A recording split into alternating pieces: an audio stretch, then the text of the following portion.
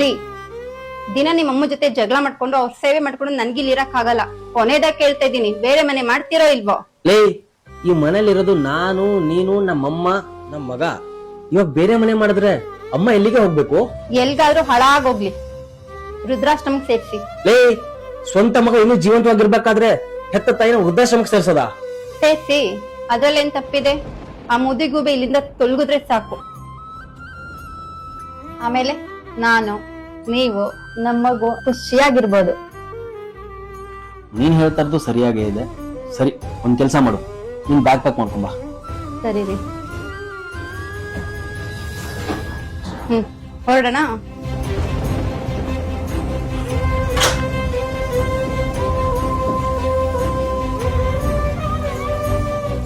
ಬನ್ರಿ ಹೋಗೋಣ, ಟೈಮ್ ಆಗ್ತಿದೆ.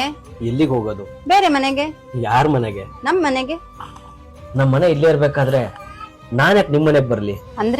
ಅಂದ್ರೆ ಈ ಮನೆಯಿಂದ ಹೋಗ್ತಾ ಇರೋದು ನೀನೊಬ್ಳೆ. ಅಂದ್ರೆ ನೀವ್ ಬರಲ್ವಾ? ನಮ್ಮ ಅಮ್ಮನ ಬಿಟ್ಟು ನಾನು ಎಲ್ಲಿಗೂ ಬರಲ್ಲ. ನೀವು ಬೇಕಾದ್ರೆ ನಿಮ್ಮ ಅಮ್ಮನ ಜೊತೆ ಇಲ್ಲೇ ಸಾಯ್ರಿ, ನನ್ ಮಗುನ ನನ್ ಜೊತೆ ಕಳ್ಸಿ. ನನ್ ಮಗ ಯಾರ ಜೊತೆನೂ ಬರಲ್ಲ. ನನ್ನ ಮಗುನ ನನ್ನಿಂದ ದೂರ ಮಾಡೋದಕ್ಕೆ ನಿಮ್ಗೇನ್ ರೈಟ್ಸ್ ಇದೆ? ನನ್ನ ತಾಯಿನ ನನ್ನಿಂದ ದೂರ ಮಾಡೋದಕ್ಕೆ ನಿನಗೇನ್ ರೈಟ್ಸ್ ಇದೆ? ನಿನ್ ಮಗ ನಿನ್ನಿಂದ ದೂರ ಆಗ್ತಾನೆ ಅಂದಿದ ತಕ್ಷಣ ಕರು ಚುರುಕಂತಲ್ಲ, ನನ್ನನ್ನು ನಮ್ಮ ಅಮ್ಮನಿಂದ ದೂರ ಮಾಡ್ಬೇಕು ಅನ್ಕೊಂಡಿದ್ಯಲ್ಲ, ಅವಾಗ ನಮ್ಮ ಅಮ್ಮಂಗೆ ಹೇಗಾಗಿರ್ಬೇಡ. ಇವಾಗ ತಾಯಿ ಸ್ಥಾನದಲ್ಲಿ ನಿಂತ್ಕೊಂಡು ನೀನ್ ಯೋಚನೆ ಮಾಡ್ತಾ ಇರೋದು ನೀನು ಕರೆಕ್ಟ್ ಅನ್ನೋದಾದ್ರೆ ನಾನನ್ ತಾಯಿ ಜೊತೆಗಿರೋದೇ ಕರೆಕ್ಟ್. ಮೊದ್ಲು ಒಳ್ಳೆ ಸೊಸೆ ಆಗು, ಇಲ್ಲ ಅಂದ್ರೆ ಒಳ್ಳೆ ಅತ್ತೆ ಆಗೋ ಭಾಗ್ಯ ನಿನ್ಗೆ ಯಾವತ್ತೂ ಸಿಗಲ್ಲ. ಒಬ್ಬ ತಾಯಿನ ಅವಳ ಮಗನಿಂದ ದೂರ ಮಾಡಿದಾಗ ಆ ತಾಯಿಗಾಗೋ ನೋವು ಏನು ಅನ್ನೋದು ನೀವು ಒಬ್ರು ತಾಯಿ ಆದಾಗ್ಲೇ ಗೊತ್ತಾಗೋದು.